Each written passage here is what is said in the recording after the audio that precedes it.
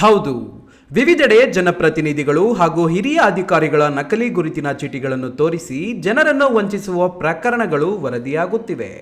ಇದರ ನಡುವೆ ಚಿಕ್ಕಬಳ್ಳಾಪುರ ನಗರ ಪೊಲೀಸ್ ಠಾಣೆಯ ಸಬ್ ಇನ್ಸ್ಪೆಕ್ಟರ್ ಅಮರ್ ಎಸ್ ಮೊಗಳೆ ಎಂಬುವರ ಗುರುತಿನ ಚೀಟಿ ದುರ್ಬಳಕೆಯ ಪ್ರಕರಣವೊಂದು ಬೆಳಕಿಗೆ ಬಂದಿದೆ.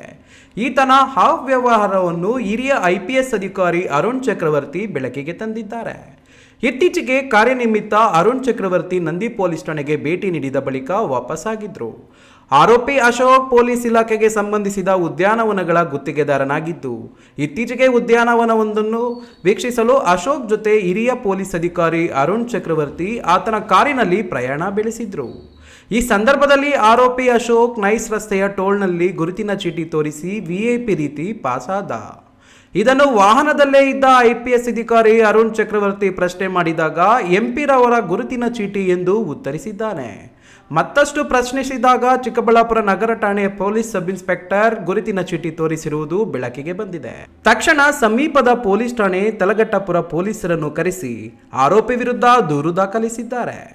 ಆರೋಪಿ ಅಶೋಕ್ ಚಿಕ್ಕಬಳ್ಳಾಪುರ ತಾಲೂಕಿನ ನಂದಿ ಗ್ರಾಮದವನು ಎನ್ನಲಾಗಿದ್ದು, ಉದ್ಯಾನವನಗಳನ್ನು ನಿರ್ವಹಿಸುವ ಗುತ್ತಿಗೆದಾರ ಎನ್ನಲಾಗಿದೆ.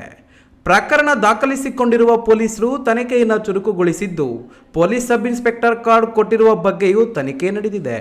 ಒಬ್ಬ ಸಮವಸ್ತ್ರಧಾರಿಯ ಕಾರ್ಡನ್ನು ಮನಸೋ ಇಚ್ಛೆ ಬಳಸಿಕೊಂಡಿದ್ದು, ಇನ್ನು ಏನೆಲ್ಲ ಅಕ್ರಮಗಳು ಎಸಗಿರಬಹುದು ಎಂಬುದು ತನಿಖೆಯಿಂದ ತಿಳಿದು ಬರಬೇಕಾಗಿದೆ. ಒಬ್ಬ ದಕ್ಷತೆಗೆ ಹೆಸರಾದ ಹಿರಿಯ ಅಧಿಕಾರಿ ಸಮ್ಮುಖದಲ್ಲೇ ಆರೋಪಿ ಅಶೋಕ್ ಅಕ್ರಮವಾಗಿ ಕಾರ್ಡ್ ಬಳಸಿರುವುದು ವಿಪರ್ಯಾಸವೇ ಸರಿ. ಈ ನ್ಯೂಸ್ ಬ್ಯೂರೋ, ಚಿಕ್ಕಬಳ್ಳಾಪುರ.